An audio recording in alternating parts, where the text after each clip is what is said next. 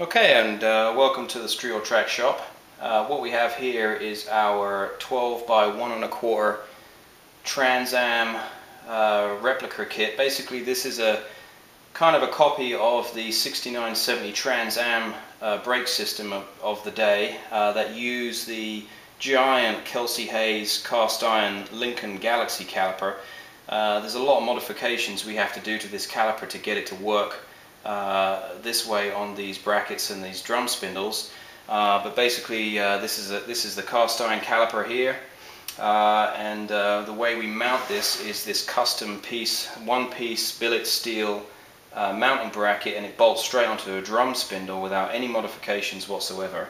As you can see, the rotor is absolutely enormous. It's 1 1/4 inch wide, so it has exceptional cooling, and the vanes are curved rearward, so you have a left hand and a right one, and what that does is that promotes cooling of this as everything spins around. We have stainless steel crossover lines that come with the kit, stainless steel bridge pad abutment plates here. These allow the pads to slide back and forth. These are replaceable.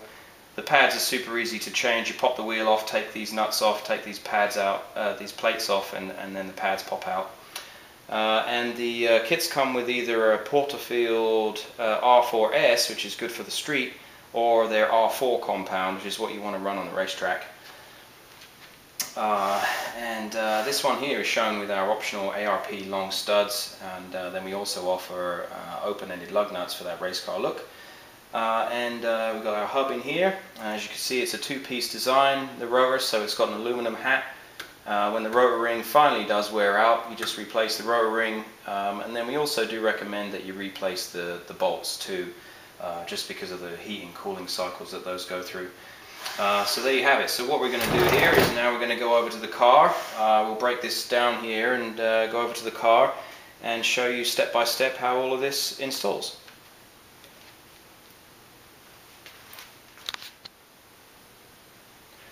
Okay, so here we are over at the car, and as you can see, it's a drum spindle equipped car, and we've stripped down all the old, or stripped off all of the old brake system right down to the spindle snout, bare snout, and just cleaned up all of the old grease and stuff off the old snout, so we have a nice fresh clean surface to start with. And a good tip when you get this far is just inspect the spindle snout. If you see any cracks or any gouging or anything like that, then obviously you want to deal with that at that point, replace the spindle or do whatever you need to at that point. So the first step of the install of this Trans Am system is really just to install this bracket.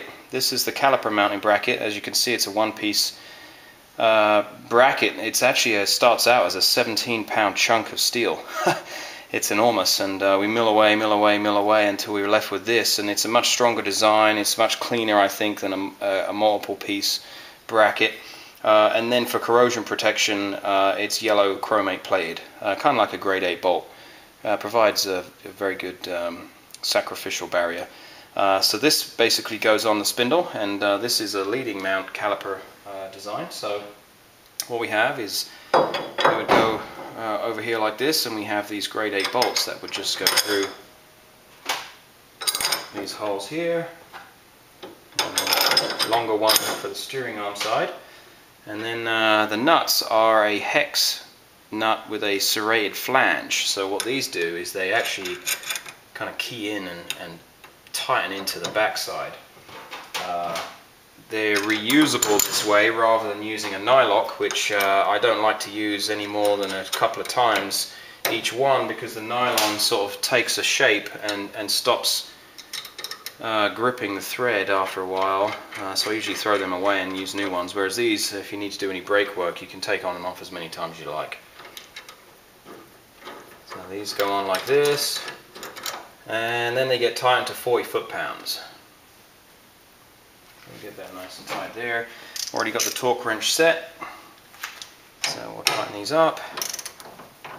And the nice thing usually about these nuts is they usually grip the back side of the spindle without having to put a wrench back there.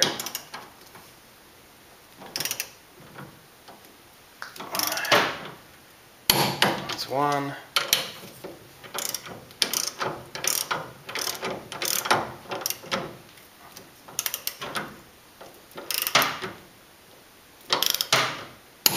2, 3.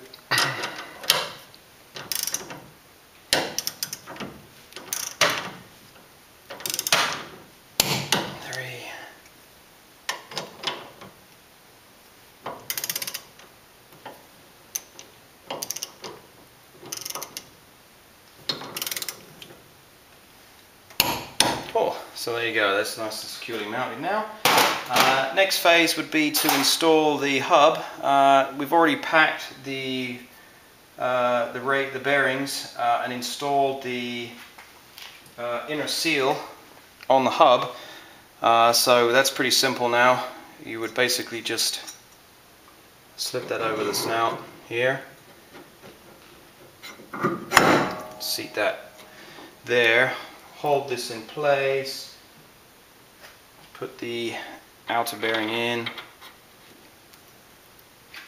then goes the keyed washer, new one's all included in the system here, that holds that down there, and then a new nut.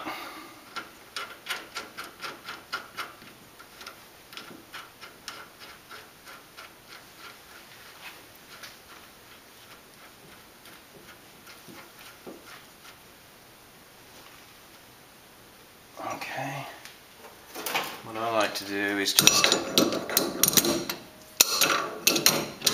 tighten this down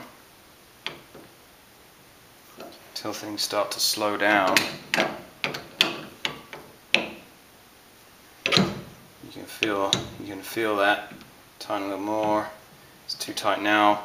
Back it off just a hair until things spin. Then there is a little keyed cap that goes over this to lock that in place, and then you would have a cotter pin which goes through here. Okay, so when this doesn't line up, the hole doesn't line up, you usually just have to spin the nut just a tad just to get it to line up so you can get the cotter pin through the holes. Push that through, and then I like to bend one down and one up.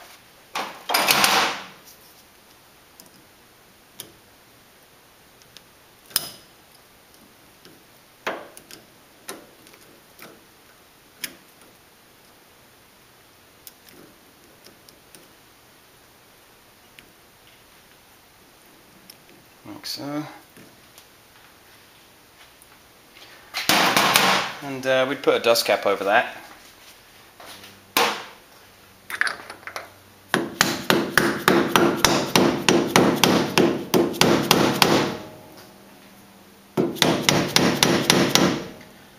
Okay. Alright, well next up would be, we'd slip the rotor over this. This is our rotor here. You can see it's the same as the one on the bench. Obviously it's a two-piece design, and we ship these safety wired so you're all ready to go. And this is the way that you want to do safety wire when you replace these rotors, is you don't really want to daisy chain all of these bolts together, because then if one piece of wire fails, the whole lot can fail, whereas this has some redundancy built in, and if one piece goes, you've still got the other ones there. So that's a little tip there. This quite simply just goes on over the studs like so, and you want to seat the hat portion on the hub centric adapter shim that comes shipped on the pre-installed on the hub, and then we'll just put one of our nuts on here, the wheel nuts, just to hold the rotor while we put the caliper on, otherwise it'll be flopping around all over the place. There we go, it doesn't have to be super tight. Alright, so you can see that. Now in your system you'll notice there'll be labels on each rotor for left hand and right hand, because the curved vanes always want to curve towards the rear of the car, and that helps when the air comes in, either from ducting or just from the natural airflow. As the car drives forwards, that will draw the air from the hat section and blow it out the vanes and keep things cool. Next up would be installing the caliper. It's really simple. We've got these great big grade 8 bolts and some spring lock washers, and this goes on from the front side here. We'd slip that over so the pads line up. And you might need to do this a couple of times because in the system we give you a selection of shims to shim between the bracket and the caliper mounting boss. When you tighten down these bolts, you measure that the rotor is centered in the caliper. If it's not, it'd be obviously kicked off to one side, and then you just want to take these bolts back out and put shims in there just to get it so that the caliper runs in the center of the rotor. These thread in like so. Okay, and these get torqued to 100 foot-pounds. So to make access easier, we'll just steer things this way. Crank up the torque wrench, 100 foot-pounds. There we go. And go to town, here we go.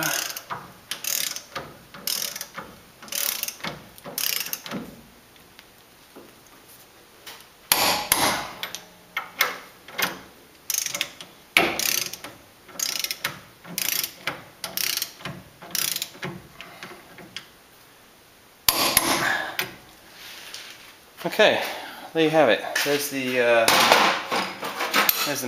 major mechanical portion of the install. It's pretty straightforward. I like to put all the effort in up front of the design work and make sure that you guys have very minimal install issues by me taking the extra effort to figure out all this stuff and make sure it all fits first time.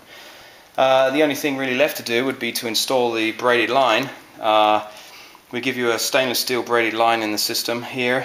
This end here would attach to the caliper, and this end obviously goes up through your stock bracket into the hard line, or on late 67 and up cars that have the brake line bracket molded into the rubber brake hose, the stock one. You don't have a bracket on your frame rail.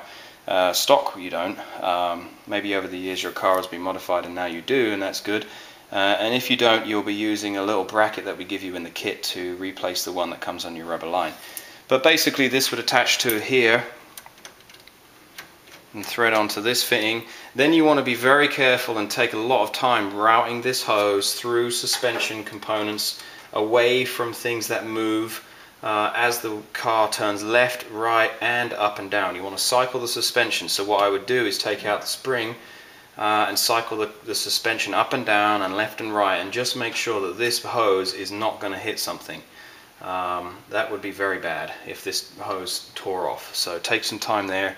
If you have any questions, please obviously contact us. All the bleeding instructions and the bedding in instructions, bedding in procedures are all in the instructions that we supply.